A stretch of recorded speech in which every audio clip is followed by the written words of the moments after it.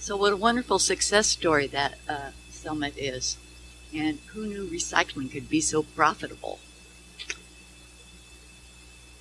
I just want to acknowledge the folks who put this document together. It's really amazing, and I guess there is even more data on the website. So,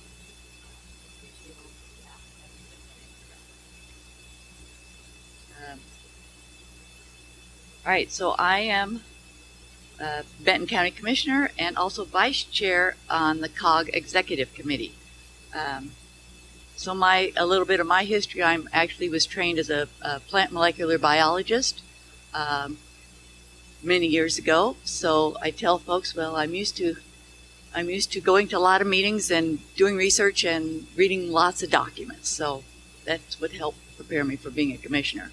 I'm also on the school board for 8 years in Corvallis. So have a strong interest in education and sustainability on a lot of sustainability committees. So I've been a commissioner for about 9 months now, so I'm still learning.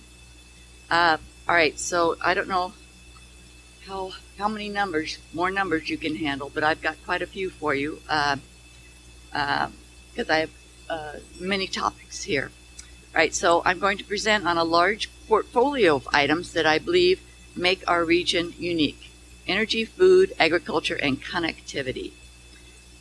So I kind of got the grab bag, I guess, here. In Oregon and in our region, renewable energy leads in production and consumption. Data tell us that Oregon's immense hydroelectric and other power networks outside the region produce much of the energy that we consume. However, local energy production is growing, and the cost of energy in Oregon compared to other states, especially those surrounding the Great Lakes and East Coast, is low. I like how in the report we have comparators not just in the Northwest, but from around the country. Very interesting. So this is to Oregon's and our region's benefit in capturing new and growing our local businesses. A report from the National Association of Regional Councils conducted for Columbus and the state of Ohio can highlight comparisons and contrasts between our two states. While the report looks specifically at Columbus and their energy sector, we can extrapolate a few things. Both Oregon and Ohio currently have low energy costs per kilowatt hour. On energy pricing alone, our current competitive advantage to business is roughly equal to Ohio. However, where Oregon leads is the type and sustainability of our energy production. Ohio is dependent on outdated coal-fired power plants and does not have enough capacity to both retrofit them and keep the cost of energy low as the plants near their life expectancy.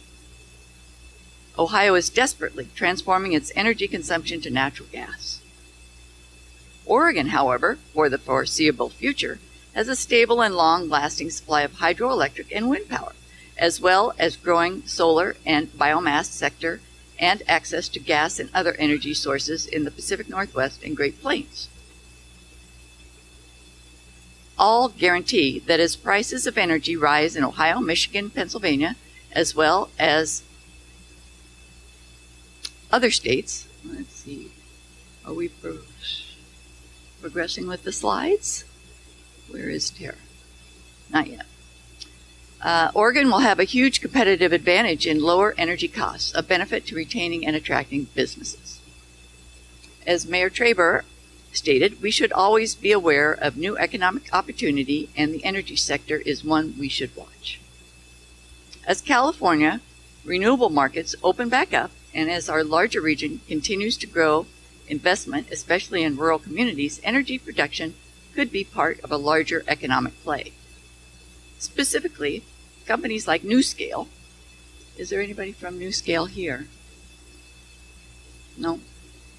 That's an interesting story. Advance the industry in small-scale, safe, and clean nuclear power, a direct response to an industry that needs innovation and sustainability. Energy sector jobs are also high skill and pay well, additional added benefits for our region. Commuting, and housing patterns also play a significant role in our regional community.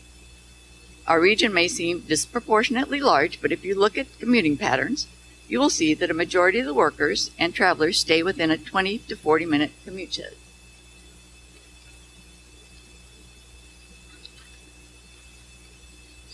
This is important because it opens up more opportunity in the housing and job market.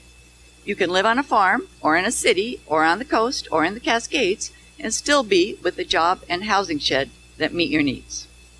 Workers in our region often live in different counties than where they work, creating both opportunities and challenges for regional transportation planning efforts. Transportation services in the region include transit routes, rail, airports, and seaports, and they're depicted on this map. We see a growing need for capacity on our roads. Everybody probably agrees with that. And for a better linked regional transportation system. And we see a need for better and more efficient air service through access to our major airports, Portland and Eugene, and a consideration of air service on the coast, Albany and Corvallis. We also see a growing demand for cargo container shipment capacity. Moving food, seed, and other products from our valley to global markets is costly when considering transit factors, trucking, or rail and current cargo capacity in Portland, Seattle, Los Angeles, and Long Beach, or as far away as New York and New Jersey, or the Gulf Coast.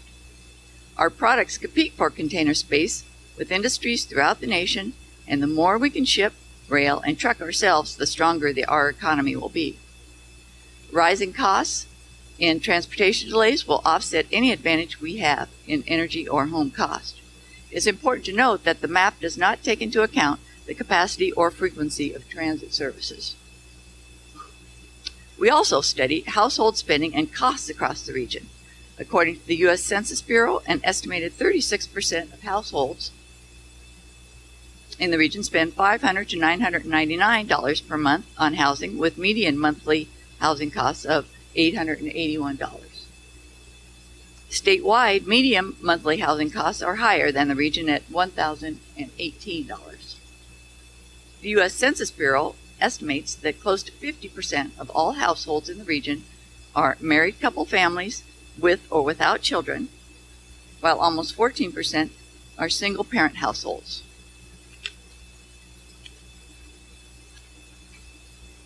The region has more married couple families and fewer single-parent households when compared with households in the state and nation overall.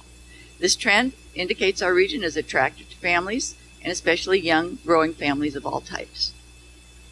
This is important because if we link our job creation efforts to the quality of life families enjoy here, we can build a better economy. It's probably why we all live here. The livability is so high. We enjoy lower cost of living than, say, for example, the East Coast communities. Our COG executive director recently moved from Alexandria, Virginia to Corvallis. The cost of living is 40% lower here, and most of that is in housing costs. Food and utilities are also less expensive. I know Oregon has debated growth and wanting to attract more people. However, managed growth in the way our communities are comfortable and sustainable could be a benefit to our economy. Now, transitioning from housing to food, the distribution of agricultural products and other land cover varies across the region. We live in one of the most fertile and productive regions in the country. However, grasses dominate the agricultural economic landscape, literally and figuratively. According to the Oregon Agriculture Information Network, grasses comprise the top 3 places overall in total sales value, specifically annual ryegrass, perennial ryegrass, and tall fescue. Data on top crops by acreage also confirms that the majority of fields in our region are planted with grasses. Our report does show other agricultural production.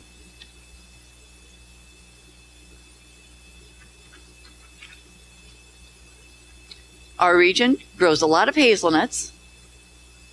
I'm sure everybody's seen many of the new hazelnut trees being planted all over, which are experiencing phenomenal growth in harvested acreage, as well as Christmas trees, sheep, and wool, and crab. Additionally, our report points out wine grape production and other crops also play a large role in our economy. As an interesting side note, According to the Oregon Department of Fish and Wildlife, in 2014, Lincoln County locations landed 33% of all Dungeness crab at all ports in Oregon. And when figuring in fish harvests, our coastal ports rise to the top in economic activity nationwide, comparable to some of the larger container ports in the South and East Coast. As someone with firsthand knowledge of this fishing industry, it's my honor to introduce you to Commissioner Terry Thompson.